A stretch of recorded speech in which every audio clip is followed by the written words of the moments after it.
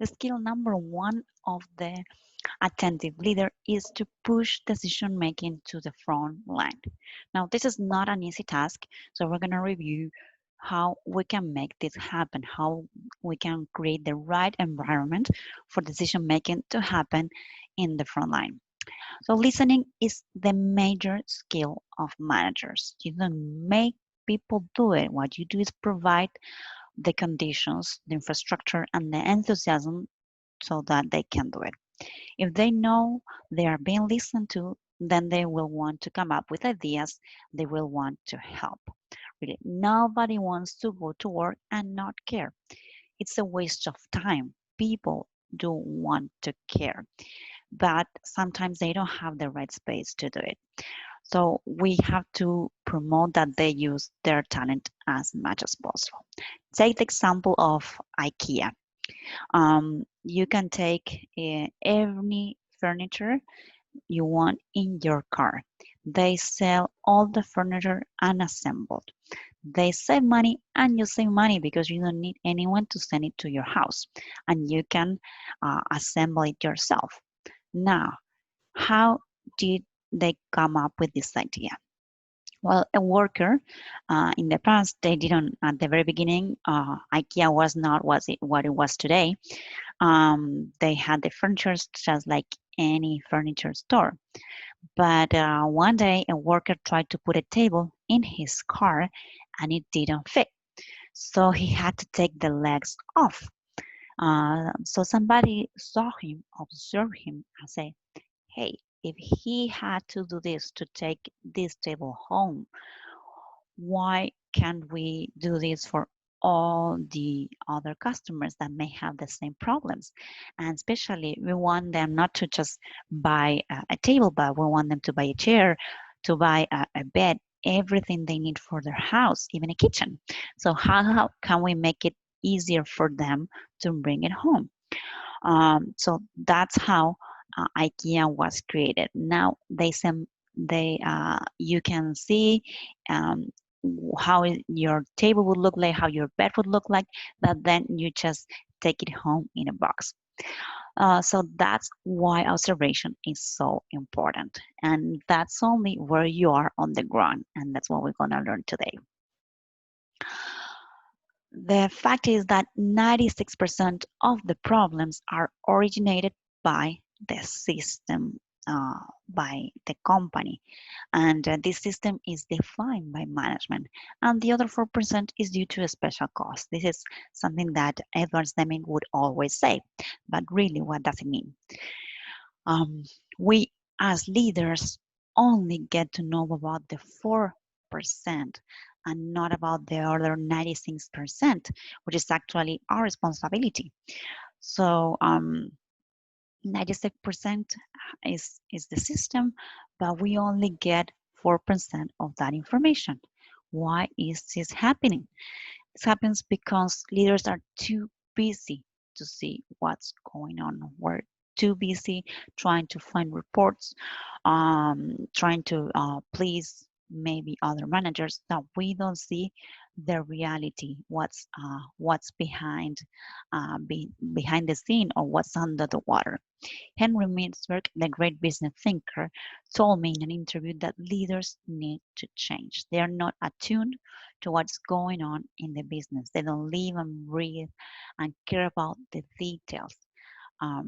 So if we just manage at the broad level or we're trying to micromanage what the employees are doing in our team, we're not ready to see the broad picture and also the details. So what we need to be is in a position where we can see the broad picture, but we also have and receive information, accurate information of what's going on behind the scenes. Um, this is part of what we need to start working. How we can get more information to be able to make better decisions. And in case we are not really, to nowadays, we have so much information from the outside that we will never have 100% of the information.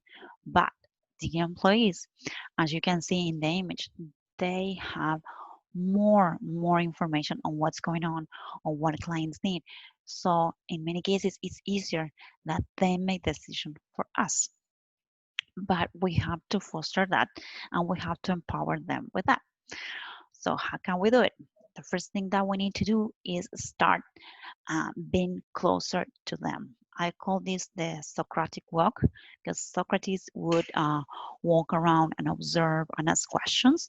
And this is the same thing that Fujio Cho, the Toyota chairman, used to say: go see, ask why, and show respect.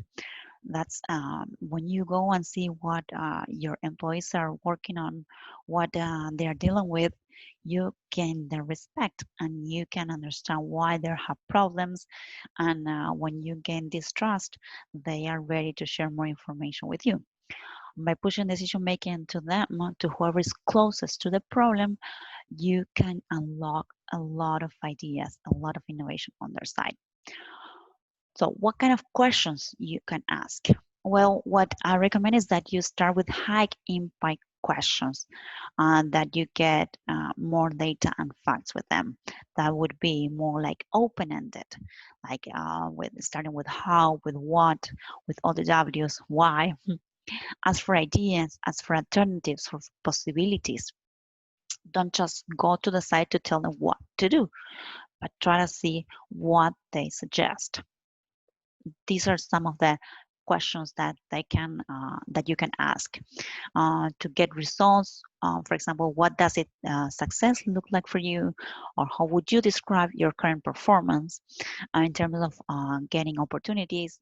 What do you recommend? What opportunities do you see? In terms of execution, what do you see as the timeline for completion of a task, or how can we test it? And then how, when talking about problems, what resources do you need to solve this problem, or what are the risks that you see?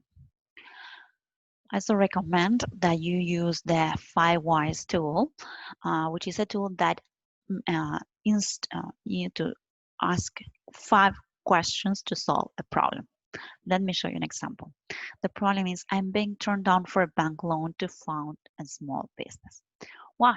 Why am I being turned down? Then you start asking questions to yourself and answering those questions, because the bank doesn't want to finance my business. You can stop right there and just start crying. Yeah, I'm not good. The bank doesn't like me, and that's it. Or you can go farther and try to see what's behind that problem, what's the iceberg that is under the water. Why doesn't the bank want to finance my business? Then you have to ask yourself. Well, because they don't see the true potential in my business. Why they don't see the true potential in my business is because they are not getting all the proper information and facts they need. So here's maybe I'm not providing them with the right information, or maybe not today. Maybe I just opened the business and I don't have enough time in business to get a loan, but maybe in 1 or 2 years I can get them information about sales, about something else, about how I'm selling products, about my customers, and with that information they are ready to give me a loan. Uh, so the fourth why are they not getting the proper information and facts they need? Because my investment proposal is not very effective and is incomplete. Hmm? So the last question, why is my investment proposal ineffective? Because I have not sought for the right advice. So here you may say, okay, I may need an advisor to help me prepare this proposal, or maybe, as I said before, you may need more time. But the true thing here is that you find different answers on how to deal with your problem. And that's what you have to teach your employees, to find different answers, to explore, to wait. So it's not you that you need to attend more, but everyone in the company had to be more attentive to the customer, to what's going on around yourself, so that you can make better decisions. Uh, there was a call center which is called the 1-800 contacts, which also had to push decision making down to to their members of the organization. And sometimes these employees of the call center are very new, sometimes they're even young, how can we push decision making to them? How can we prepare them? Well, one of the things they do is they do a 4-week onboarding training for everyone. Team members learn to be empowered to do what they need to do to take care of a call. Instead of giving them a script that they have to just follow through very thoroughly, very uh, in every detail, they just tell them, hey, this is what we want. We want the customer to be happy, and we want them to be satisfied and to want to willing to recommend us. So one of the things they give them is a budget for them to invest in that customer in case there's a big problem. I remember one thing they told me they did is one of the customers during COVID-19 time was not able to go to their their doctor. They couldn't see because they didn't have their contact lenses, and there was no way for them to drive. And their contact lens had been sent, but were going to arrive in 5 days, not right there when they needed to go to see the other doctor. So one of the employees decided to pay for the Uber so that this person would never have an issue going to the doctor. So is this something that they need to do? Uh, they are maybe they just were called to provide the contact lens faster, and that was it. They cannot do it. They cannot make the mail go faster. But with just a little investment, they could make the customer happy. And this is something that a leader cannot see. You can only see this in the call during that attention, full attention that you provide to your customer.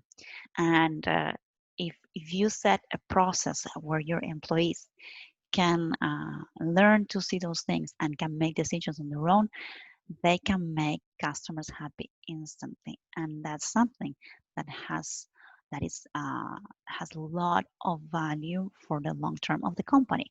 Why? Because now customers can recommend you to others. They will talk about the one thing they remember about you, that you help them. The 1-800 Contact CEO affirms that he is a great believer that ideas come from the bottom up. Uh, and there are many ideas that they have been able to commercialize based on what their employees think.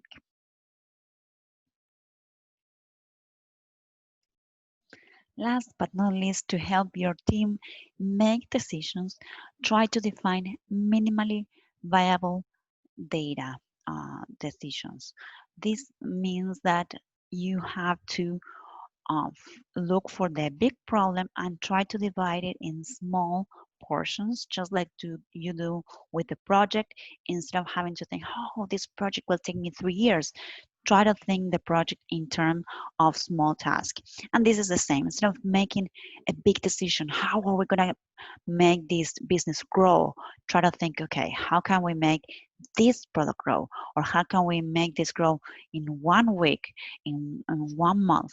So if you start dividing your decisions in smaller portions, you will be able to get the right information. So uh, today, information is so broad. You can find out so many things to talk about, so many things to research.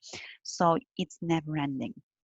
Whenever you try to make smaller decisions, you're able to grasp at least the information for that person, and you can even divide that into different people. That's why we always talk about multidisciplinary teams, where you have in your team people from different backgrounds. Maybe the decision can be divided into different sections based on the specialty. Maybe some can make decisions about finance, some can make decisions about engineering, some can make decisions about how to sell the product. But this only can be done if you can divide the information into minimal viable data portions. So this is all you need to know about the skill number one, how to push decision making to the front line. Stay with me for learning more about the other skills. Thank you.